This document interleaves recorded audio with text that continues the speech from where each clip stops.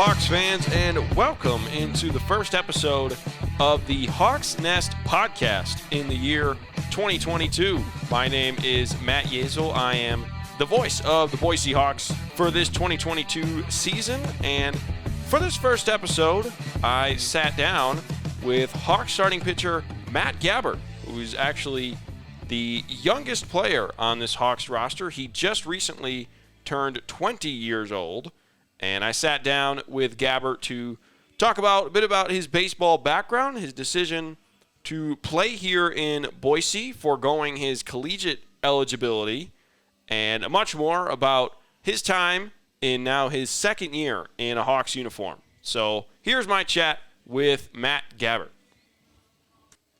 All right, I'm here with Hawks starting pitcher Matt Gabbert. And Matt, why don't we start with you just kind of telling us a bit about your baseball background. Of course, this is now your second year here in Boise, but kind of leading up to that, tell us a bit about your background in baseball and how you got here to Boise playing for the Hawks.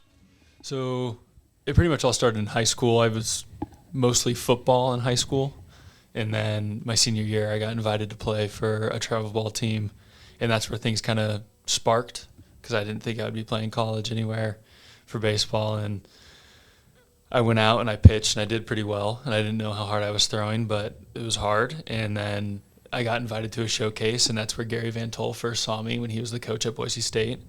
And then he was going to come watch me my senior season of baseball, but that got cut because of COVID.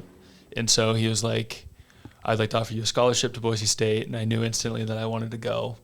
And so I told him that I was coming. And then in the summer before my freshman year, I was playing in North Dakota. And then Boise State got canceled. And I wasn't quite sure what I was going to do. I didn't know if I was going to transfer. I didn't know if I was going to stay there. And I ended up staying there. And Gary got the job as the manager for the Hawks. And he goes, hey, I know you'd like to play professional baseball someday. How about we get that started now and you can get ahead of the curve? And I loved the idea. And so that's how I ended up playing last year. So that's a big decision. I want to talk about that. You know, you are foregoing your eligibility to play college baseball to play here for the Hawks. Now this is your second year here in Boise. So what was that decision process like? I mean, it wasn't an easy decision by any means. I definitely talked it over with my dad and my mom for a couple weeks, and we both determined that with the state of other NCAA rosters, with the seniors getting COVID years and all that relief from the NCAA, that there wasn't going to be very many roster spots, and that staying in Boise where I can get my education still and also play baseball in the summer and get better experience in the NCAA that I think, and just work with the guys that I wanted to work with when I knew I was going to Boise State. And so I think that really sealed the deal. So you're still going to classes at Boise State. You know, you're living in Boise year-round. What has that kind of been like for you? You're from Washington, correct? So what has that kind of adjustment been like for you? I mean, I grew up in Spokane Valley, Washington, and it's very similar to Boise, Idaho. And so the only difference was that I had to balance my schoolwork a little more than just going to high school. But the community's great, and it's very similar to my hometown, and so it was pretty easy.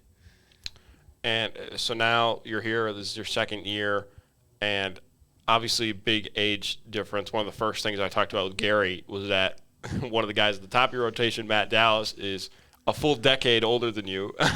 So just tell me, what has that been like kind of around your teammates, you know, being able to learn from some of the older guys like that and just kind of interacting with them? It's definitely a fun thing to joke about with the guys. They call me teener or teenager or names like that just because I'm so much younger than them. But when it comes to the baseball aspect of it, they're huge leaders in that role. They've taught me a lot of things. They've helped me evolve the way that I think about baseball. And when I'm pitching on the mound, it definitely helps with their influence that they've put in. So, you know, you were here last year. So what did you want to work on coming into this year? Over the offseason, being in Boise, and then coming into training camp this year, what were the biggest focuses for you? My main focus was to put on some weight and hopefully get some velo behind, like pitching. Thankfully, I have gone up a little bit, but not exactly to where I want to be. And so that was kind of the main focus. And other than that, it was more just getting healthy. So tell me, what pitches do you throw? Fastball, slider, and changeup. And so what is kind of your, I guess, just mindset as a pitcher? Like when you need to strike out, where are you trying to go? And, in different situations, what's kind of your mindset of what kind of pitcher you are? The kind of pitcher I am is that I hate walking people. And so if it's a 3-2 count, I will do everything in my power to not walk you, because I think that is the easiest at bat for a hitter. And so I'm very aggressive around the zone. I'm going to try to get all 3 of my pitches in the zone consistently. And if I have to go for a strikeout, then I mostly rely on Sean Skelly. He's a great mind behind the plate, but the way I pitch is mostly for weak contact, fly balls, and make the hitters get themselves out. So we were talking a bit before this, but you are kind of the Sunday starter for this team, obviously with week-long series, 6-man rotation, so you're starting during the day most of the time, which is different than everyone else. Kind of explain what that's been like and kind of how you are liking your spot in the rotation here. I mean, being the Sunday guy is great. I mean, you get to see the team you're going to pitch against for 5 days, 2 of those in the stands, and so you get multiple views of the hitters, and you can get feedback mid-game from the catcher and the hitter of, oh, this guy go fastball up and in, or change-ups away on a certain guy. And throwing in the midday helps me because I really like when it's warm out. And so those two play very well together. And last question is, just when you're towards the end of this season, you're looking back, what does a successful season look like for you? Being able to make every one of my starts. Last year, my preparation wasn't to the level that it should have. In about mid-season, my body kind of break down a little bit, and I had to take 2 weeks off. And this season, with the off-season lifting that I did and the throwing building up to the season, the main thing that I want to do is make sure that I hit my start every week, and it's an effective start. And that can mean any number of things. They could be strikeouts, no walks, or just consistent on the mound, and sometimes you just get hit around, but that's just how pitching goes.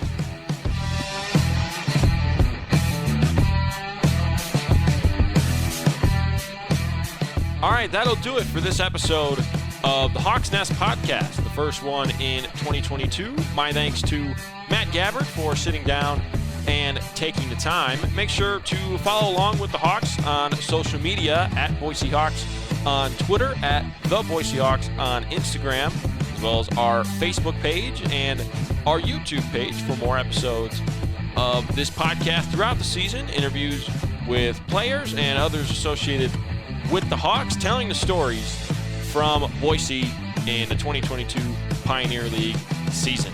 Thank you all for listening. My name is Matt Yeazel, and I'll see you next time.